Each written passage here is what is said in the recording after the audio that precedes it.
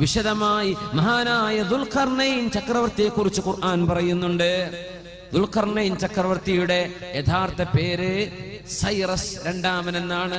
Cyrus രണ്ടാമൻ, Cyrus അഥാനി അദ്ദേഹത്തിന്റെ പേരതാണ്. ദുൽഖർനൈൻ സ്ഥാനപ്പേരാണ്. 2 കൊമ്പിന്റെ ആള് എന്ന് പറഞ്ഞാൽ ഭൂമിയുടെ കിഴക്കും പടിഞ്ഞാറും കീഴടക്കിയത് കൊണ്ട് 2 അറ്റങ്ങളെ കീഴടക്കിയ ആൾ എന്നർത്ഥത്തിലാണ് ദുൽഖർനൈൻ, 2 കൊമ്പിന്റെ ആൾ. അറബിയിലെ പ്രയോഗം അങ്ങനെയാണ്, ചില കവിതകളിൽ കാണാൻ പറ്റും അങ്ങനെ. ദുൽഖർനൈനി 2 കൊമ്പ് എന്ന് പറഞ്ഞാൽ ഒരുപാട് പ്രദേശങ്ങൾ കൈയടക്കി വെച്ച ആളുകൾക്കൊക്കെ അങ്ങനെ പറയും. ദുൽഖർനൈൻ 2 കൊമ്പ് കിഴക്കും പടിഞ്ഞാറും കയ്യിലാണ്. ലോകം ഭരിച്ച 4 പേരുണ്ട്. 2 പേര് മുസ്ലിമീങ്ങളാണ്, 2 പേര് മുസ്ലിമീങ്ങളാണ്. മുസ്ലിമീങ്ങളായ 2 പേർ, ഒന്ന് ദുൽഖർനൈൻ സൈറസ് രണ്ടാമൻ റളിയല്ലാഹു അൻഹു, രണ്ടാമത്തേത് മഹാനായ സുലൈമാൻ അലൈഹിസ്സലാം. അമുസ്ലിമീങ്ങൾ ഒന്ന് അലക്സാണ്ടർ ദി ഗ്രേറ്റ്, മറ്റൊന്ന് നെബുക്കദ്നേസർ ബുഖ്തനസർ. ഈ 2 അമുസ്ലിമീങ്ങൾ ലോകം ഭരിച്ചവരാണ്. 2 മുസ്ലിമീങ്ങൾ, 2 മുസ്ലിമീങ്ങൾ. ദുൽഖർനൈൻ ചക്രവർത്തിയുടെ ചരിത്രം അല്ലാഹു സൂറത്തുൽ കഹ്ഫിന്റെ അവസാന ഭാഗം, ഹത്താ ഇദാ ബലഗ ബൈന സദ്ദൈനി, 2 കെട്ടുകളുടെ ഇടയിലെത്തിയപ്പോൾ, വജദ മിൻ ദൂനിഹിമാ ഖൗമൻ ലാ യകാദൂന യഫ്ഖഹൂന ഖൗലാ, അവിടെ ചില ആളുകളെ കണ്ടു. മഹാനായ ദുൽഖർനൈൻ ചക്രവർത്തി സൈറസ് രണ്ടാമൻ റളിയല്ലാഹു അൻഹു. നമ്മുടെ ഫറോവന്റെ പേരെന്തായിരുന്നു എന്നാ പറഞ്ഞത്? ഫിർഔന്റെ പേരെന്തായിരുന്നു? റംസീസ് രണ്ടാമൻ. ദുൽഖർനൈനിന്റെ പേര് സൈറസ്, സൈറസ് അഥാനി, സൈറസ് രണ്ടാമൻ. അവിടെ എത്തിയപ്പോ ആ ജനങ്ങൾക്ക് ഒരു ഭാഷയും അവരോട് പറഞ്ഞവർക്ക് മനസ്സിലാവുന്നില്ല. ലാ യഫ്ഖഹൂന ഖൗല, ദുൽഖർനൈനി പറയുന്നത് ഭാഷ അവർക്ക് മനസ്സിലാവുന്നില്ല. അവിടെ ഒരു ദ്വിഭാഷയുടെ ആവശ്യം വന്നു. ഖാലൂ, അങ്ങനെ അവർ പറയുകയാണ് ദുൽഖർനൈനിയോട്, യാ ദുൽഖർനൈനി, അല്ലയോ ദുൽഖർനൈൻ, ഇന്ന യഅജൂജ വമഅജൂജ്, തീർച്ചയായും യഅജൂജുകളും മഅജൂജുകളും മുഫ്സിദൂന ഫിൽ അർളി, ഭൂമിയിൽ പ്രശ്നമുണ്ടാക്കുന്നുണ്ട്, ഫസാദ് ഉണ്ടാക്കുന്നുണ്ട്. യഅജൂജുകളും മഅജൂജുകളും ഫഹൽ നജഅലു ലക ഖർജ, ഞങ്ങൾ നിങ്ങൾക്ക് ചുങ്കം പിരിച്ചു തരാം. ഖർജൻ, നിങ്ങൾക്ക് ടോൾ പിരിച്ചു തരാം. എന്തിന്? അലാ അൻ തജ്അല ബൈനനാ വബൈനഹും സദ്ദാ, അവർക്ക് ഞങ്ങളിലേക്ക് വരാതിരിക്കാൻ ഈ 2 മലകളുടെ താഴ്വരയിലൂടെ അവർ വരുന്നുണ്ട്. ഈ 2 മലയുടെ ഉൾഭാഗം നിങ്ങൾ അടച്ചു തന്നാൽ നിങ്ങൾക്ക് ഞങ്ങൾ കാശു തരാം. ആര് പറഞ്ഞു? ആ പ്രദേശത്തുകാർ. എന്താ ദുൽഖർനൈനിയുടെ മറുപടി? ഖാല, ദുൽഖർനൈൻ റളിയല്ലാഹു അൻഹു പറഞ്ഞു, മാ മക്കന്നി ഫീഹി റബ്ബി ഖൈറുൻ ഫഅഈനൂനി ബിഖുവ, നിങ്ങൾ എനിക്ക് പൈസ ഒന്നും തരണ്ട, നിങ്ങൾ ആരോഗ്യം കൊണ്ട് എന്നെ സഹായിക്കണം. അജ്അൽ ബൈനകും വബൈനഹും റജ്മാ, അവർക്ക് നിങ്ങളിലേക്ക് വരാതിരിക്കാൻ ഞാനൊരു മതിലുണ്ടാക്കി തരാം. ഹത്താ ഇദാ സാവാ ബൈന الصدفين قال انفخوا حتى إذا جعله نارا قال آتوني أفرغ عليه قطرا. ഇരുമ്പിന്റെ ബ്രിക്സുകളായിരുന്നു.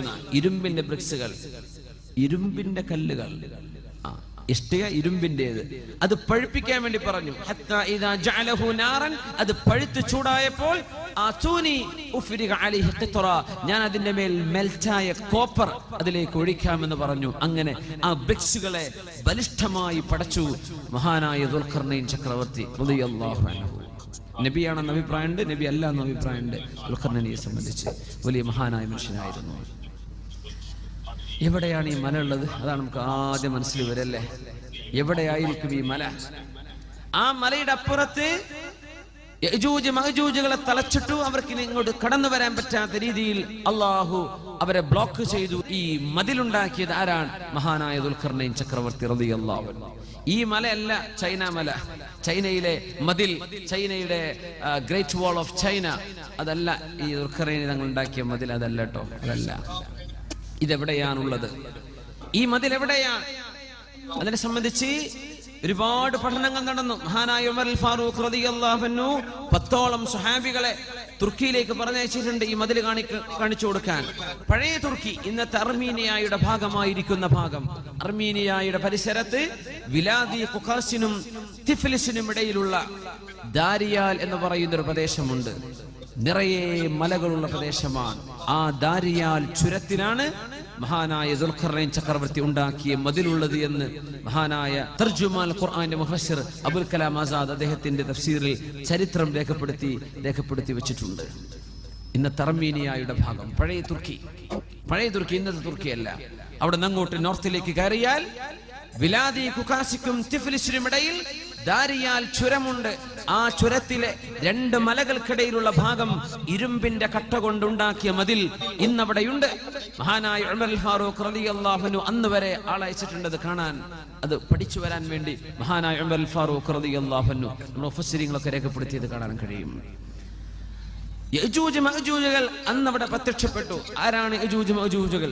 ഇവർ ഒറിജിൻ മംഗോളിയക്കാരാണെന്നാണ്. മംഗോളിയൻസ് BC 9th സെഞ്ചുറിയിൽ കാസ്പിയൻ കടലിന്റെ ഭാഗങ്ങളിലൊക്കെ ഒരുപാട് അക്രമങ്ങൾ ചെയ്ത ആളുകളെ സംബന്ധിച്ച് ചരിത്രമുണ്ട്. ഇവർ അക്രമകാരികളായിരുന്നു, വെറും അക്രമം. തർത്താരികൾ ഇവരുടെ ബാക്കിയാണ്. ചെങ്കീസ് ഖാൻ യജൂജ് മഅജൂജിന്റെ പരമ്പരയിൽ വന്ന ആളാണ്. പക്ഷേ റസൂലുള്ളാഹി സ്വല്ലല്ലാഹു അലൈഹി വസല്ലം തങ്ങളുടെ കാലമായപ്പോഴേക്കും സംസ്കാരമുള്ള ആളുകളായി മാറി ലോകത്തിന്റെ പല ഭാഗങ്ങളിൽ വിന്യസിക്കപ്പെട്ടു പോയി ഈ കുടുംബം. 2 തറവാടുകളാണ് യജൂജ് മഅജൂജ്, Gog and Magog. Gog and Magog, യജൂജ് മഅജൂജ് അങ്ങനെ ചരിത്രത്തിൽ അറിയപ്പെടുക. പഴയ മംഗോളിയയുടെ 2 നഗരങ്ങളുടെ പേരാണ് ഗോഗും മാഗോഗും. ഗോഗ് മാഗോഗ്, യജൂജ് മഅജൂജ്. ഇന്നെവിടെയാണെന്ന് അവരെ നമുക്ക് കണ്ടുപിടിക്കാൻ പറ്റുന്നില്ല. അള്ളാഹു അവരെ ഒളിപ്പിച്ചു വെച്ചിരിക്കുകയാണെന്ന്. ഇതുപോലെ മസീഹു ദജ്ജാൽ ഒളിപ്പിച്ചു വെച്ചില്ലേ, അതുപോലെ ഹെലികോപ്റ്റർ മേലെ പോയിട്ടൊന്നും കാണാൻ പറ്റില്ല അവരെ. അള്ളാഹു ഒളിപ്പിച്ചു വെച്ചൊരു സമൂഹമാണ്. അന്ത്യനാളിനോടടുക്കുമ്പോൾ മിൻ കുല്ലി ഹദബി യൻസിലൂൻ, ലോകത്ത് എവിടെയെല്ലാം ഉയരമുള്ള മലകളുണ്ടോ അവിടെ നിന്നെല്ലാം കൂട്ടമായി ഇവർ വരും. ഇവരുടെ കയ്യിൽ തോക്കുകളുണ്ട്, അമ്പുകളുണ്ട്, കൊല്ലാനുള്ള എല്ലാ സാധനങ്ങളും. മനുഷ്യരെ കൊല്ലലല്ലാതെ മറ്റൊരു ഹോബിയും ഇവർക്കില്ല. അങ്ങനത്തെ 2 കൂട്ടരാണ് യജൂജുകളും മഅജൂജുകളും. മഹാനായ മഹാപ്രവാചകൻ ഈസാ നബിയെയും അവരോടൊപ്പമുള്ള സത്യവിശ്വാസികളെയും ബൈത്തുൽ മുഖദ്ദസിന്റെ അരികത്ത് സീനാ മലയിൽ കൊണ്ടുപോയി ഉപരോധം ഏർപ്പെടുത്തും. മുസ്ലിമീങ്ങൾക്ക് താഴെയിറങ്ങി വരാൻ പറ്റില്ല. ഭക്ഷണം പോലും കൊടുക്കാതെ ദിവസങ്ങളോളം സീസ് ചെയ്യുമെന്ന് പരിശുദ്ധ റസൂലുള്ളാഹി സ്വല്ലല്ലാഹു അലൈഹി വസല്ലം. അന്നേരം ഈസാ നബി അലൈഹിസ്സലാം അല്ലാഹുവിനോട് ദുആ ചെയ്യുമത്രേ, അല്ലാഹ് പടച്ചവനെ ഞങ്ങളെ രക്ഷപ്പെടുത്തി തരണം, യജൂജ് മഅജൂജിനെ നശിപ്പിക്കണേ എന്ന് മഹാനായ പ്രവാചകൻ ദുആ ചെയ്യുമ്പോൾ ഫയുർസിലു അലൈഹിമുൻ നഗഫ, നഗഫ് എന്ന് പറയുന്ന ഒരു തരം പുഴുക്കൾ, അത് ഒട്ടകത്തിന്റെ തലയിൽ കാണുന്ന പുഴുക്കളാണ്. ആ പുഴുക്കൾ അല്ലാഹു അയച്ചു കൊടുക്കും. ആ പുഴുക്കൾ തലയിൽ വീഴുന്നതോടുകൂടെ യജൂജ് മഅജൂജുകളിൽ ഓരോരുത്തരും ചത്തൊടുങ്ങുകയാണ്, മരിച്ചു വീഴുകയാണ്. യജൂജ് മഅജൂജുകൾ നടന്നു പോകുന്ന സർവ്വ കിണറും സർവ്വ ജലാശയങ്ങളും ഉപ്പുവെള്ളം പോലും കുടിച്ചു തീർക്കുമെന്ന് ഹദീസിലുണ്ട്. അതുകൊണ്ടാണ് തമീമുദ്ദാരി റളിയല്ലാഹു അൻഹുവിനോട് അന്നൊരിക്കൽ ആ ദ്വീപിൽ വെച്ച് മസീഹു ദജ്ജാൽ പറഞ്ഞത്, സുഗർ തടാകം വറ്റിപ്പോകും, തൊബരി തടാകം വറ്റിപ്പോകും. ഇവർ കുടിച്ചു തീർക്കും. അങ്ങനെ ബൈത്തുൽ മുഖദ്ദസിന്റെ പരിസരങ്ങൾ, ഖിയാമത്തിന്റെ സംഭവങ്ങളൊക്കെ അരങ്ങേറുന്ന പ്രധാന പ്രദേശം ഇന്നത്തെ സിറിയയാണ്, ജോർഡാനാണ്, ഫലസ്തീനാണ്, ലെബനോനാണ്. ഈ പ്രദേശങ്ങളാണ് ഖിയാമത്തിന്റെ അവസാനത്തെ അത്ഭുതങ്ങൾ നടക്കാൻ പോകുന്ന സ്ഥലങ്ങൾ. ഇന്ന് ലോകത്തെ ഹോട്ട് ടോപ്പിക് അതാണ്. സിറിയ, ജോർഡാൻ, ഫലസ്തീൻ, ലെബനോൻ, ഈ പ്രദേശങ്ങളാണ്. ഇവിടെയാണ് ഇതൊക്കെ നടക്കാൻ പോകുന്നത്. യജൂജ് മഅജൂജിന്റെ ലക്ഷക്കണക്കിന് ആളുകളുടെ ശവശരീരം ഭൂമിയിൽ ഇങ്ങനെ കിടക്കുമ്പോൾ അതൊന്ന് ഡിസ്പോസ് ചെയ്യാൻ കഴിയാതെ പ്രയാസപ്പെട്ട് ദുർഗന്ധം വമിക്കാൻ തുടങ്ങുമ്പോൾ ഈസാ നബി അലൈഹിസ്സലാം ദുആ ചെയ്യുമത്രേ, അല്ലാഹുവേ നിന്റെ ഭൂമിയെ ശുദ്ധിയാക്കി താ അല്ലാഹ്. ഫയൻസിലുല്ലാഹു അലൈഹിം മതറാ, അല്ലാഹു ഒരു മഴ വർഷിപ്പിക്കും. ആ മഴ പെയ്യുന്നതോടുകൂടെ തുയൂറുൻ കഅനാഖിൽ ബുഖ്തി, ഒട്ടകത്തിന്റെ കഴുത്ത് പോലെ നീളമുള്ള വണ്ണമുള്ള കഴുത്തുള്ള പക്ഷികൾ വന്ന് ഈ ഡെഡ് ബോഡികൾ പൊക്കിയെടുക്കുമെന്നും ഓരോ യജൂജിന്റെയും മഅജൂജിന്റെയും ശവശരീരം പൊക്കിയെടുത്തുകൊണ്ട് ഫയളഉഹാ ഫീ നഹ്ബൽ, ഇന്നത്തെ ഇസ്രായേലിൽ കിടക്കുന്ന നഹ്ബൽ എന്ന് പറഞ്ഞ പ്രദേശത്ത് കുപ്പത്തൊട്ടിയായി സങ്കല്പിക്കാം. അവിടെയാണ് ഈ സർവമാന വേസ്റ്റുകളും കൊണ്ടുപോയി പക്ഷികൾ പൊക്കിയെറിയുക. എന്നിട്ടാണ് മഴ പെയ്യുന്നത്. കണ്ണാടിച്ചുല്ല് പോലെ സുവർണമായി സുന്ദരമായ വെളിച്ചമുള്ള തെളിമയുള്ള മണ്ണായി അള്ളാഹു ഭൂമിയെ മാറ്റുമെന്ന് പരിശുദ്ധ റസൂലുള്ളാഹി സ്വല്ലല്ലാഹു അലൈഹി വസല്ലം. ആ സമയത്ത് അല്ലാഹു തആല സത്യവിശ്വാസികൾക്ക് സുന്ദരമായ ചില വർഷങ്ങൾ സമ്മാനിക്കും. പകലിൽ മനോഹരമായ വെയില്, രാത്രി എല്ലാവരും വീട്ടിലെത്തി കഴിഞ്ഞാൽ മനോഹരമായ മഴ. സുബഹിയാകുമ്പോൾ മഴ തീർന്നു, നല്ല വെളിച്ചം, പകലിൽ നല്ല വെളിച്ചം.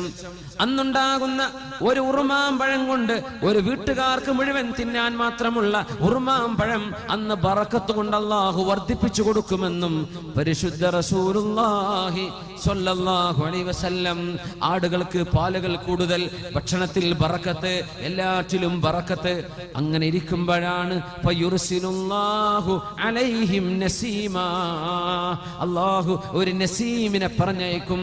നസീം എന്ന് പറഞ്ഞാൽ ബ്രീസ്, മന്ദമാരുതൻ, തണുത്ത കാറ്റ്.